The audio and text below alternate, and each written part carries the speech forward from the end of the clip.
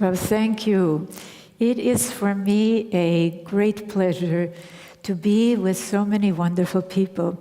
And I first want to thank the organizers for inviting me to speak with you about an enterprise that I am passionately committed to, not only through my research and my writing and my advocacy, but as a mother and grandmother, deeply concerned, as so many of us are, about what kind of future our children will inherit. And this is the ever more urgently needed enterprise of fundamentally changing our economic direction, starting with new measures of economics, because we are not measuring the right things. Did you know that a natural disaster, war, imprisonment will all end up as showing as economic growth in our gross domestic product, or GDP? Did you know that this measure, GDP, which of course our economists, our policymakers rely on, does not measure human well-being, does not measure environmental sustainability, does not measure even long-term economic success? And did you know that this wealthy United States now has the highest infant mortality rates, the highest maternal mortality rates, and the highest child poverty rates of any developed nation? And of course, that does not show up in GDP. So, we obviously cannot keep relying on these limited and distorted measures if we're going to meet the unprecedented social, economic, environmental challenges that we face. We need to really have some fundamental change. So in the short time that I have with you today, I am going to invite you to join me in 4 actions. 4 actions that every one of us can take, that every one of you can take, to really move us to new ways of thinking about economics and structuring economics. The first, changing the conversation about economics. Einstein said it, you cannot solve problems with the same thinking that created them. Yeah. So we really need something different. We need economic systems that recognize something that once articulated may sound perfectly self-evident, which is that the real wealth of our nation, the real wealth of the world, is not financial. And we certainly saw that, didn't we, with the meltdown of all of those derivatives, all of those credit swaps into thin air, right? The real wealth of our nation, of the world, consists of the contributions of people and of nature. So we need what we have not had, economic systems that give visibility and real value to the most essential human work, the work of caring for people and caring for our Mother Earth.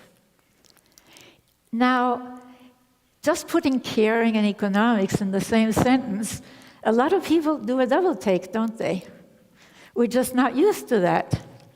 But think about it. Isn't that a terrible comment on the distorted values we have learned to accept as driving our economic systems? So we really There are many reasons that we've accepted this, but one of the reasons is what I mentioned. The economic indicators that obscure reality, that don't really show these distorted values or the tremendous suffering, the environmental damage, the hunger, the poverty that result from them. And that takes us to our second action, changing the economic indicators. You know, if you really look at GDP, it is crazy. Gross domestic product, and you know, we see it everywhere, don't we? I mean, that's the thing that's trotted out. Did you know that it actually includes, as quote, productive work, activities that harm and even take life? Making cigarettes, for example, the medical bills, the funeral costs, they're great for GDP. They're all in there. Natural disasters, oil spills, hey, the cleanup costs, the lawsuit, all of the, depositions, expert witnesses, all go into GDP. But not only do these measures fail to put negatives in as negatives, in fact, they put in negatives as positives, but they do not include the work as productive that contributes the most to human well-being. And by this, I mean the life-sustaining activities of three economic sectors, that we have to start taking into account: the household economy, the natural economy, and the volunteer community economy. We need, my friends, a full-spectrum economic map, and then we can have measures that accurately reflect reality. Now, immediately, somebody's going to come up to you and say, yeah, but you cannot really quantify the value of this work. Well, not only can you, but it's already being done. I'll give you one example. I always like to use Switzerland because it's not exactly the most radical nation in the world. Well, the Swiss satellite report on the value of household work, and most of that work is caring work. It showed that if it were included in the reported Swiss GDP, it would constitute a whopping 70% of the reported GDP. Other satellite reports price it, depending on the method they use for computing the value, anywhere between 30 and 60%. No, that is huge. But, and this is very, very serious, even most of the new economic measures now being developed, and I'm sure you've read about some of them, as either supplements or alternatives to GDP, fail to include the value of this essential work. And this is why I'm working with a team to develop a whole new set of indicators, social wealth indicators. And these indicators will, among other things, do three major things. First, they will demonstrate the enormous return on investment, business investment, government investment in caring for people and nature. Second, they will have much more information on something that, well, on marginalized populations based on race, religion, on children, on women. We may be the majority, but we are marginalized, aren't we? So the third thing, and this may come as a surprise to some of you, these measures, these social wealth measures, will show the powerful predictive value of the status of women and the closely related status of children for both quality of life and long-term economic success. And that takes me to the third action, showing the gender connection. And yeah, that there's a connection between economics and the status of women. will take some people aback again, because after all, we're so used to being told that anything connected with the female half of humanity, that's just a women's issue, right? Well, I can quickly give you empirical evidence of this connection. A research study at the Center for Partnership Studies compared statistical measures from 89 nations on the status of women with measures of quality of life, such as infant mortality, such as human rights ratings, environmental ratings, and found that the status of women can be a much better predictor of general quality of life and long-term economic success than GDP.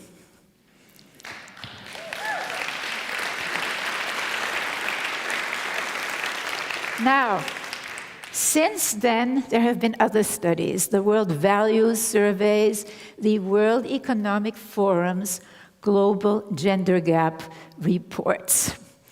And yet, neither economists nor policymakers are taking these studies into account. And it's up to us, up to you, to see that they do.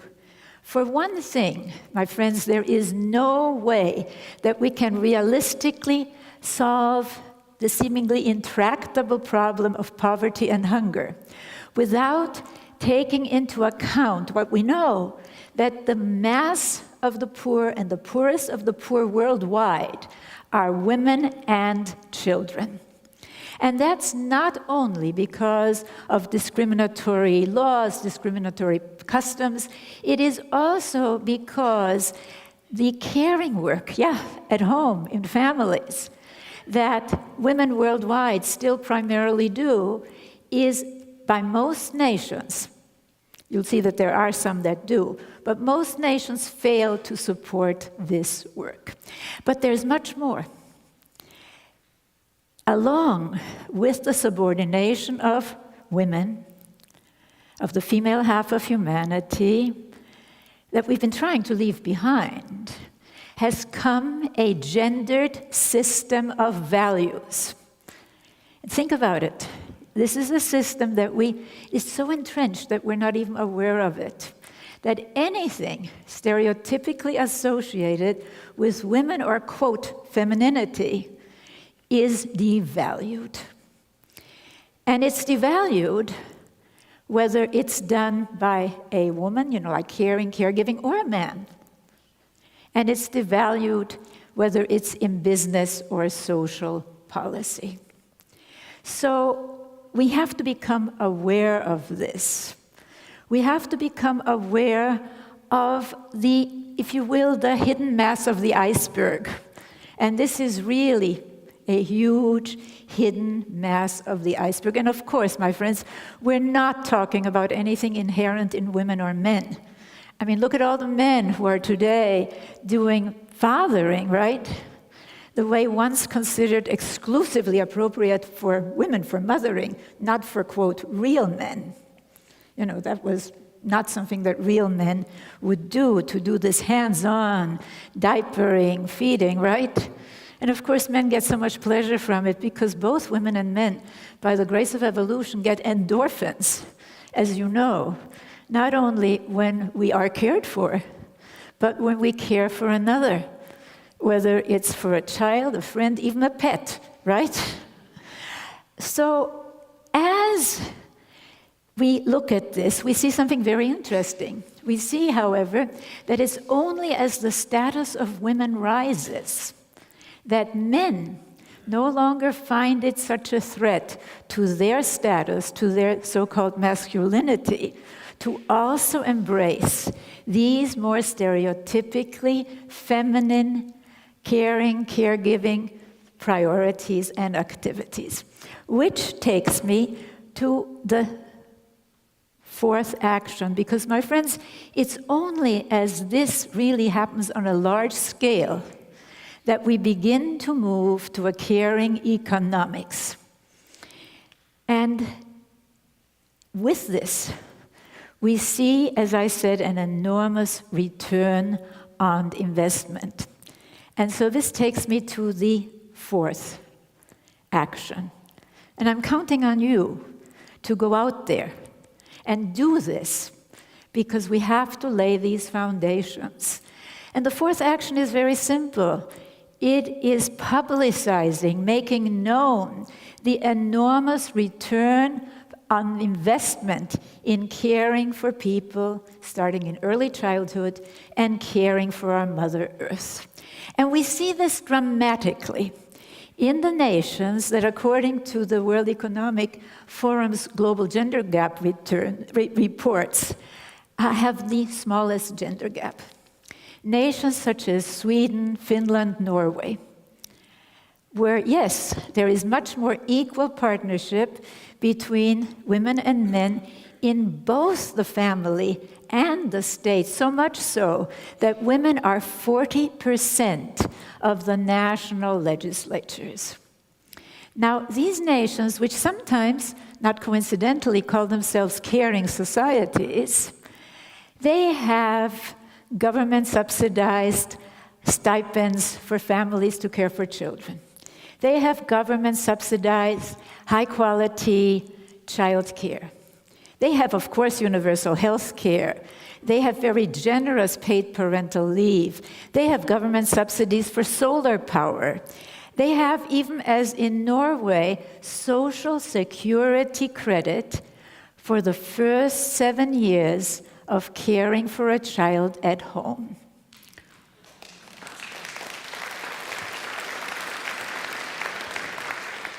Now, these are economic inventions, because that's what economics is. It's human invented, right? That we can all have. Now, what these nations really did, of course, is they made it a top priority, right? To invest in their human infrastructure and in their natural infrastructure. And those are very important and very much ignored these days. And we can't afford to do that. Now, of course, they pay very high taxes, but think of what they get for them. You know, we shell out money like crazy for all these things, don't we? Well, not only are these kinds of caring policies beneficial to individuals, to families, but they are extremely beneficial to a nation's long-term economic success. You know, these nations, Sweden, Finland, Norway, at the beginning of the 20th century, they were so poor that there were famines. Some of you may remember whole states, Minnesota, got published by people fleeing, right?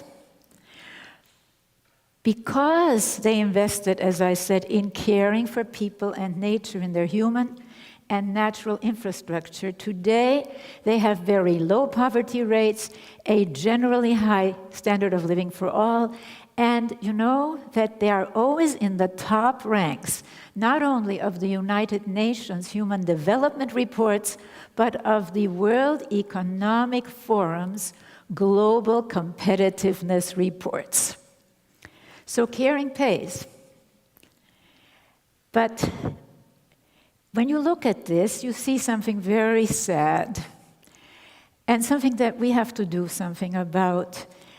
Because what this shows is that this gendered system of values is unfortunately still very strong in many world regions.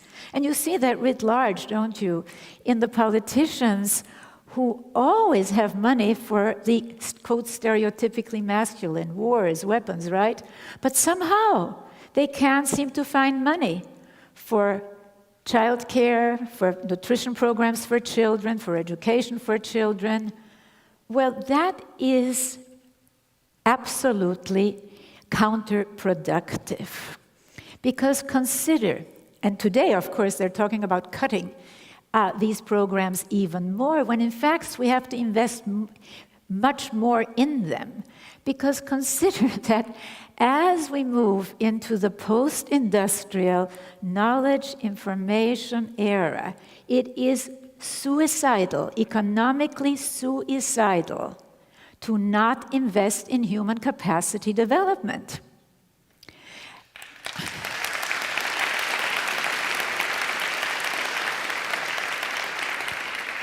You know, even mainstream economists never tire of telling us that the most important capital for the post-industrial knowledge service era, it is high. They like to call it high-quality human capital. Flexible, creative, innovative people who don't just know how to take or give orders, who can work in teams. Well, we know from neuroscience today, not just psychology, but from neuroscience, that whether or not these capacities are developed heavily hinges on the quality of care children receive, on their education, yes, on everything that's today on the chopping block. Now, let's go back to these 4 points. Change the conversation about economics. Start talking about caring economics. Change the economic indicators. You know, if we don't measure the right things, if we don't look, what's not visible is not counted. And that's why I am so committed to developing these social wealth indicators. And the approach that we're taking is the approach that shows the return on investment, on government and business investment, how high it is, not only in human and environmental terms, but in purely financial terms, as I've just briefly illustrated for you. And there are many, many more studies. Now look, there's much more I'd like to share with you, but I really want to close with a call to action. Economic systems are human creations. We can, and today we must change them. So when you go home, start talking about caring economics, not only with your friends and your family and your colleagues, but with your policymakers, with your thought leaders, with the media. Form study and action groups and use what you learn. Apply it to your own life, to your own business, to your own community, and yes, to our nation. Demand social wealth indicators so that we can put our money into what really makes a difference. As I said, caring for people starting in early childhood and caring for nature. I'm asking you to join me in becoming impassioned and committed agents for a fundamental social and economic transformation so that we may move to a caring economics and with this to a more caring world. Together we can do this. As I said, economic systems are human creations. So let's do it. Let's do it for ourselves. Let's do it for ourselves. Let's do it for our children. Let's do it for generations to come. I thank you.